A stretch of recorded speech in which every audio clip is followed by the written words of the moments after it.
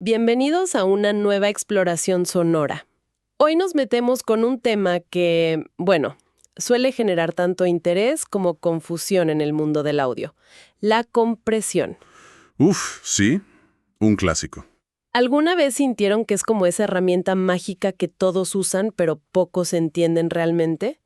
A veces se la describe como un fader de volumen inteligente. Ajá. O mi analogía favorita, como un hombrecito diminuto dentro de la consola que baja el volumen justo cuando algo suena muy fuerte y lo vuelve a subir rápido. Es una buena forma de empezar a visualizarlo, sí. Y hoy vamos a hacer precisamente eso, un análisis detallado del universo de la compresión de audio. Perfecto. Nos vamos a guiar por extractos de un curso bastante completo del canal mastering.com en YouTube. Bien. La misión es clara: desentrañar qué es la compresión en esencia, por qué es tan vital en la producción musical y cómo entender sus controles básicos para usarla con propósito, con intención, ¿viste? Y no simplemente girando perillas a ciegas. Perfecto. Vamos a desglosar esto. Empecemos por el principio entonces. ¿Qué hace exactamente un compresor? Bueno, fundamentalmente es una herramienta diseñada para controlar el rango dinámico de un sonido. El rango dinámico, o sea, la diferencia de volumen entre sus partes más fuertes y las más suaves. Exacto. Esa diferencia. Y aquí hay una distinción interesante, ¿eh? Hablamos de macrodinámica. Macro. Sí, que sería la diferencia general de nivel en una canción, digamos, entre un verso suave y un estribillo potente. Pero también existe la microdinámica. ¿Y esa cuál es? Son las variaciones rápidas de volumen dentro de notas individuales o golpes de percusión. Imagínate una cordillera.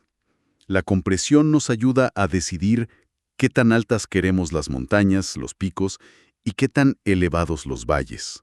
Controlamos esa topografía sonora, digamos. Entiendo. Y la función más obvia, la que casi todos asocian con la compresión, es reducir esos picos, ¿verdad? Sí, eso es lo primero que uno piensa. Hacer que lo más fuerte suene un poco menos fuerte para que, bueno, al subir el volumen general después, las partes más suaves se perciban con más claridad. Ese es el efecto más directo, sí. Pero limitar la compresión a eso sería, bueno, como decir que un cuchillo de chef solo sirve para cortar pan. Claro. Sus aplicaciones son mucho más amplias y creativas. Aquí es donde se pone interesante. La compresión puede transformar el carácter de un sonido. El carácter. ¿Cómo? Mira, puede hacer que una pista tenga más punch, más pegada inicial, o que suene más gruesa, más gorda, con más cuerpo y sustain, ¿viste? Ah, claro. He escuchado también que sirve para pegar elementos, lo que en inglés llaman glue. Exactamente, el glue. O sea, hacer que varias pistas, como una batería grabada con muchos micrófonos, suenen como una unidad compacta. Tal cual. También puede añadir groove, una sensación rítmica particular, puede empujar elementos hacia atrás en la mezcla para crear profundidad. ¿En serio? Sí, o incluso corregir problemas específicos que ni la ecualización ni la automatización de volumen pueden solucionar eficazmente. ¡Wow! Por eso es tan fundamental. Junto con la EQ y los faders de volumen, es uno de los pilares de la mezcla. Dominarla marca una diferencia enorme, entre un sonido amateur y uno profesional. Pero aquí surgió una duda lógica. Si la dinámica natural de una interpretación es parte de su expresión, ¿por qué querríamos reducirla? Suena un poco a ir contra la música misma. Es una excelente pregunta y toca el núcleo del asunto. La dinámica es crucial, sí, pero en el contexto de una mezcla con múltiples sonidos compitiendo por espacio, una dinámica excesiva o, digamos, descontrolada puede ser un problema. Entiendo. El material que estamos analizando propone que usamos la compresión principalmente con 4 objetivos en mente. A ver, ¿cuáles serían esos 4 objetivos clave? Primero, balancear. Lograr un equilibrio dinámico para que todo encaje en la mezcla. Ok, balancear. Segundo, realzar. Mejorar el tono, el carácter, hacerlo sonar más interesante o cool. Realzar. Tercero, pegar o glue. Unificar diferentes elementos para que suenen como un todo coherente. Pegar. Y cuarto, corregir. Solucionar problemas puntuales de la grabación o interpretación. Vamos con el primero. Balancear. Suena, bueno, fundamental. Lo es. Pensá que una mezcla necesita 3 tipos de balance. Tonal, frecuencias, manejado con EQ. Espacial, posición izquierda-derecha, profundidad, con paneo y efectos como reverb. Ajá. Y dinámico, niveles y su variación en el tiempo. Este último depende enormemente de la compresión. Se estima que cerca de un 30% del trabajo de mezcla es, de hecho, compresión orientada a lograr este balance dinámico. Claro, porque el problema es que sin compresión, una pista con mucha diferencia entre sus partes suaves y fuertes puede saltar de la mezcla en los momentos fuertes. Exacto. O desaparecer en los suaves. Imagino una voz que susurra y apenas se oye, y un segundo después grita y distorsiona todo. Tal cual. O una guitarra acústica donde algunas notas resuenan muchísimo y otras casi no se perciben. Ahora multiplícalo por decenas de pistas. Un caos. Un caos auditivo. Una interpretación fantástica en solitario puede perderse o chocar con el resto si no se controla su dinámica para que viva de forma consistente dentro de la mezcla. Este objetivo de balance es quizá el más importante y frecuente. El segundo objetivo era realzar. ¿A qué se refiere exactamente? Bueno, acá la idea es usar la compresión no tanto para controlar niveles, sino para modificar el timbre o la envolvente del sonido de una forma que lo haga sonar subjetivamente mejor. Ah, Es donde entran esos términos como punchy, más ataque, thick, más cuerpo o sustain, o darle un cierto groove rítmico. Es moldear el sonido creativamente. ok. Luego estaba pegar, o glue. ¿Cómo funciona eso? Imagínate una batería grabada con 8 micrófonos, o un coro con varias voces. Si cada elemento tiene una dinámica muy diferente, pueden sonar desconectados. Claro. Aplicar una compresión suave a todo el grupo, al bus de batería o al bus de coros, puede darles una envolvente de volumen más similar, unificándolos. Es como ponerles un abrigo dinámico común para que se sientan parte del mismo equipo, digamos. Me gusta esa analogía. ¿Y el último? Corregir. ¿Qué tipo de problemas resuelve? A veces hay notas sueltas que saturan, resonancias molestas que solo aparecen en los picos, o inconsistencias en la ejecución que la automatización no puede suavizar de forma natural. La compresión puede actuar como un bisturí dinámico para atenuar esos problemas específicos sin afectar el resto de la pista de forma drástica. Bien. Y lo que une todo esto, la idea central que la referencia recalca, es la intención. Antes de poner un compresor en una pista, hay que preguntarse, ¿qué busco? Balancear esta voz con el resto, darle más pegada a este redoblante, unir estas guitarras o eliminar ese chasquido molesto. Esa pregunta guía todo el proceso. Tiene todo el sentido. Ahora, uno de los grandes desafíos al empezar es, que la compresión puede ser muy difícil de escuchar. Uf, totalmente cierto. No es como una reverb o un delay que son obvios. Es probablemente el efecto más sutil y difícil de identificar al principio. Y hay que diferenciar. Existe la compresión diseñada para ser casi invisible, cuyo efecto se nota más en cómo la pista encaja en la mezcla general, no tanto en un cambio tímbrico evidente. Ajá. Y luego está la compresión usada como efecto, de forma más agresiva, para cambiar drásticamente el sonido. El video que mencionás daba ejemplos con una batería, ¿no? Sin compresión suena natural. Luego, con una compresión sutil para dar consistencia. La diferencia es mínima, casi no se nota, solo que los golpes suenan un poquito más parejos. Exacto. Pero luego muestra otros ejemplos. Una compresión punchy, que realza el ataque de cada golpe, haciéndola sonar más agresiva. Una compresión gruesa, thick, que alarga el sustain, creando ese sonido clásico de sala de batería potente, ¿viste? Sí, ese sonido familiar. Y una compresión que añade groove, que quizás no cambia tanto el tono, pero sí la sensación rítmica, como que te invita a moverte. Pero el mensaje clave, según entiendo, es que la mayor parte del tiempo el objetivo no es que la compresión grite «aquí estoy». Es lograr que la mezcla suene mejor, más cohesionada, más profesional, a menudo de forma sutil. Precisamente. Y esto nos lleva a un concepto fundamental que introduce la fuente. La compresión en capas o layered compression. Compresión en capas. Sí. Es raro que en una producción profesional, una pista importante como la voz principal tenga un solo compresor. Lo habitual es usar varios compresores en serie, cada uno haciendo un trabajo pequeño y específico. Como ir sumando pequeños ajustes en cadena. Exacto. El control dinámico se va acumulando gradualmente. Una capa puede encargarse de controlar los picos más rápidos, otra de suavizar la dinámica general, quizás una tercera para añadir un poco de color o carácter. Cada capa podría estar aplicando solo 1 a 3 decibelios, dB, la unidad de nivel de reducción de ganancia. Muy poquito. Tampoco. Sí, sí. La fuente menciona un ejemplo vocal donde la suma de varias capas llega a 18 dB de reducción total. Eso es muchísimo. Un montón. Pero como cada paso es sutil, el resultado final suena controlado, presente y natural, no aplastado. Aunque percibamos la voz como más fuerte, sus picos técnicos en realidad no son más altos que el original sin comprimir. Eso es revelador. Entonces, si al principio no oímos nada o los cambios son mínimos, no hay que desesperar. Para nada. Y si oímos cambios brutales, probablemente nos estemos pasando. Es una buena regla general, sí. Ahora, para poder aplicar todo esto, necesitamos entender cómo funciona un compresor por dentro.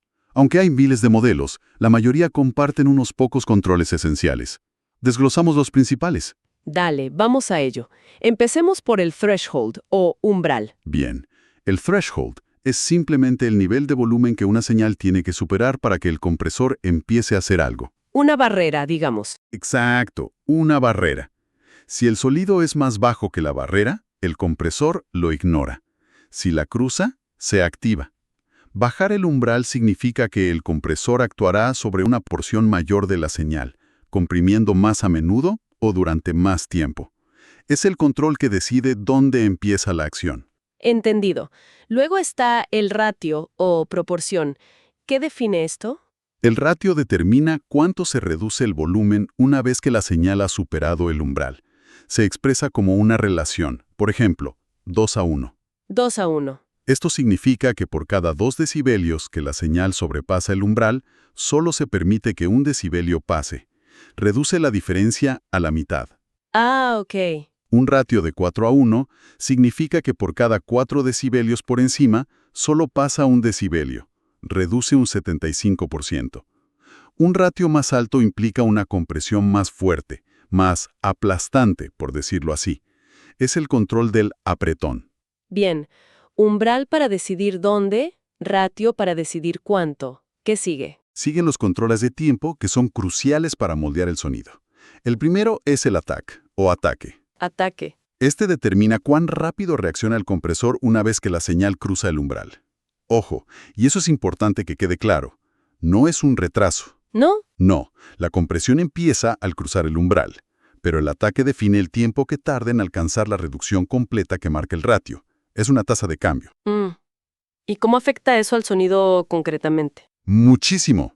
Un ataque rápido, hablamos de milisegundos, tiempos muy cortos, atrapará el impacto inicial del sonido, lo que llamamos el transitorio. ¿Ese primer golpe o chasquido? Ese mismo, lo suaviza. En cambio, un ataque más lento dejará pasar ese transitorio casi intacto antes de empezar a comprimir el cuerpo o la cola del sonido. Esto es clave para controlar la pegada o el punch. Vale, ataque rápido suaviza el inicio, ataque lento lo deja pasar. ¿Y el release o relajación? El release es el compañero del ataque. Determina cuánto tiempo tarda el compresor en dejar de comprimir una vez que la señal vuelve a caer por debajo del umbral. Ok. También es una tasa, no un interruptor instantáneo de on-off. ¿Y su efecto en el sonido? Bueno, un release rápido permite que el compresor se recupere enseguida después de cada pico, afectando principalmente a esos picos. Un release lento mantiene la compresión activa durante más tiempo, Ajá. afectando no solo los picos, sino también el cuerpo y la caída del sonido, el sustain. Puede suavizar mucho la dinámica general. Pero ojo, si es demasiado lento para el tiempo de la música, puede generar un efecto de bombeo pumping no deseado. Ah. O al contrario, úsanse creativamente para generar ese bombeo. Juntos, ataque y release son como las manos del escultor que moldean la forma dinámica de cada sonido. Threshold, ratio, attack, release. ¿Nos falta alguno esencial? Nos falta el último paso, el make-up gain o ganancia de compensación. Cierto. Como el compresor, por definición, reduce el volumen de las partes más fuertes, el resultado general suele ser una señal con un nivel promedio más bajo. El make-up gain es simplemente un control de volumen a la salida del compresor para devolverle el nivel perdido o incluso aumentarlo. Ah, claro. Por eso la compresión hace que lo suave se oiga más fuerte. No es que el compresor suba lo suave, No. sino que baja lo fuerte y luego el make-up gain sube todo por igual. Lo que estaba bajo y lo que ahora está menos alto. Exactamente. Y aquí es fundamental el concepto de gain staging o gestión de ganancia. Al ajustar el Makeup Gain debemos asegurarnos de que el volumen percibido sea el mismo con el compresor activado, on, y desactivado, bypass. Para comparar bien. Justamente. Esto es crucial para poder juzgar si la compresión realmente está mejorando el sonido o si simplemente nos está engañando el hecho de que suena más fuerte. Nuestro oído tiende a preferir lo que suena más fuerte, ¿viste? Así que una comparación justa de nivel es vital. Entiendo. Por cierto, la fuente recomienda precaución con los botones de Auto Gain de algunos plugins. A menudo es mejor ajustar esta ganancia manualmente para asegurar esa comparación precisa. Esos 5 controles son la base entonces. Pero muchos compresores tienen más perillas y botones. ¿Mencionamos algunos otros comunes? Sí, rápidamente. El knee o rodilla. Ni. Controla cómo se produce la transición alrededor del umbral. Una hard knee, rodilla dura, es un cambio brusco, como un interruptor. Una soft knee, rodilla suave, es una transición más gradual. ¿Cuándo se usa cada una? La dura es útil para control preciso, como en percusión. La suave es, digamos, más musical y menos obvia para voces o instrumentos melódicos. También está el famoso sidechain o cadena lateral. Que tiene dos usos principales. El sidechain interno. Interno. Sí, permite filtrar la señal que el propio compresor analiza para decidir cuándo actuar. Un ejemplo clásico es usar un filtro pasaaltos, HPF, que elimina graves, Ajá. para que el compresor en un bus de batería no reaccione exageradamente solo por la energía del bombo, se entiende. Ignora un poco esos graves y responde más al sonido general. Claro, porque si no, comprimiría todo el tiempo por el bombo. Exacto. Y luego está el sidechain externo, donde usamos una señal de audio diferente para disparar la compresión. El ejemplo clásico. El bombo y el bajo. Ese mismo. Haces que el bajo baje de volumen ligeramente cada vez que suena el bombo, usando la señal del bombo para controlar el compresor del bajo. Crea espacio. Y a veces vemos un botón de Look Ahead. ¿Qué es eso? Sí, eso permite al compresor ver el audio una fracción de segundo antes de que llegue. Le da tiempo para reaccionar de forma ultra precisa a los picos, casi instantáneamente. Es muy común en limitadores, que son como compresores con ratios altísimos. Suena útil. Lo es. El único pero es que introduce una pequeña latencia, un retraso, que puede acumularse si usamos muchos plugins con Look Ahead. Todas estas herramientas abren la puerta a técnicas más sofisticadas, ¿no? Definitivamente. Mencionamos la compresión serie, que es usar varios compresores en cadena, cada uno haciendo un trabajo sutil. Es la encarnación de la compresión en capas que hablamos antes. Claro. Permite mucho control de forma transparente. Y la compresión paralela. También se oye mucho ese término, a veces como compresión New York. Es otra técnica poderosa, sí. Consiste en mezclar la señal original, sin comprimir, la seca o dry, con una copia de esa misma señal que ha sido comprimida de forma muy agresiva, la húmeda o wet. ¿Y qué se logra con eso? Suena un poco contradictorio. Parece, pero es genial. Te permite obtener lo mejor de ambos mundos. Mantenés la dinámica y el transitorio natural de la pista original, pero le añadís el cuerpo, el sustain, el grosor o la energía de la versión súper comprimida. Ah, mira vos. Es ideal para dar fuerza a baterías, bajos o incluso voces sin aplastarlos. Hoy en día, muchos plugins tienen una perilla mix o dry-wet que permite hacer esto directamente, mezclando la señal procesada con la original dentro del mismo plugin. Es más fácil. Qué interesante.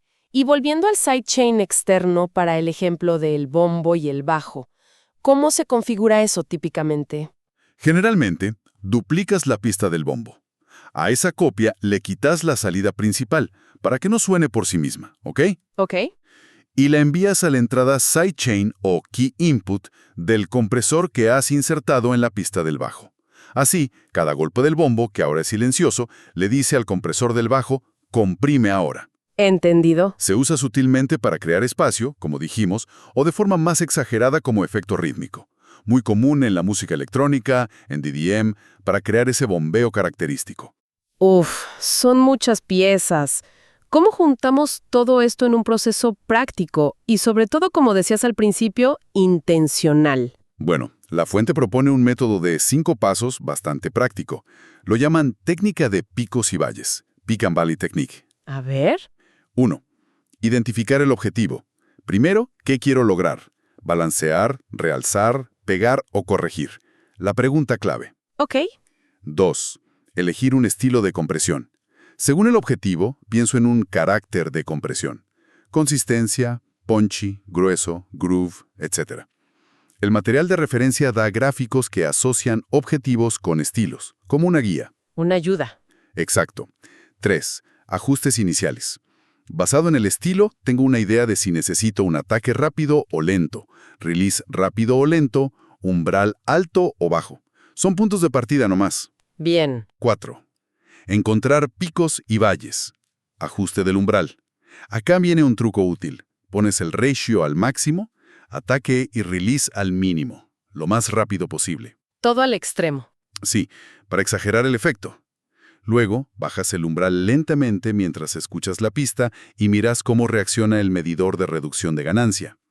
Buscas que reaccione justo en las partes que quieres controlar, ya sean solo los picos más altos o también las notas más sostenidas, los valles. Para ver dónde actúa. Justamente. 5. Configurar el compresor.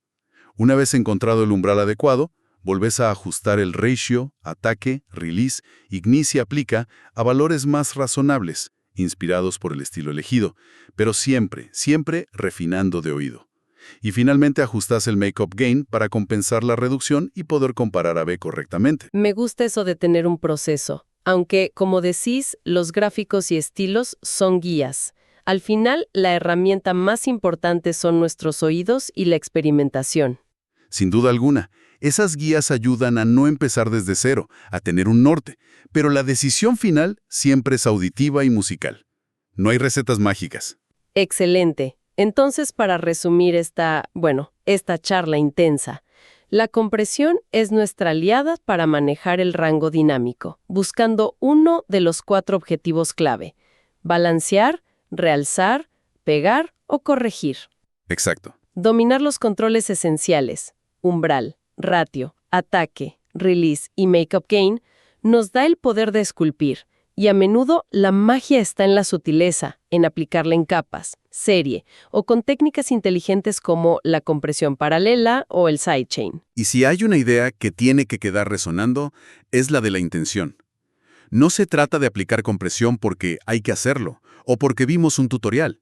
Se trata de entender por qué la estamos usando en cada caso, qué buscamos mejorar o solucionar. Es una herramienta de escultura sónica, mucho más que un simple nivelador automático. Y eso nos deja pensando.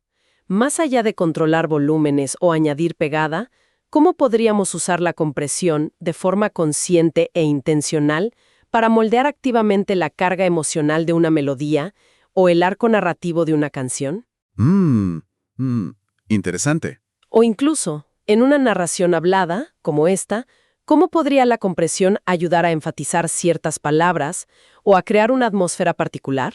Da para pensar, ¿no? Una reflexión fascinante para seguir explorando en nuestras propias producciones y escuchas. Muy buen punto. Absolutamente. Muchas gracias por acompañarnos en esta exploración detallada de la comprensión de audio. Hasta la próxima.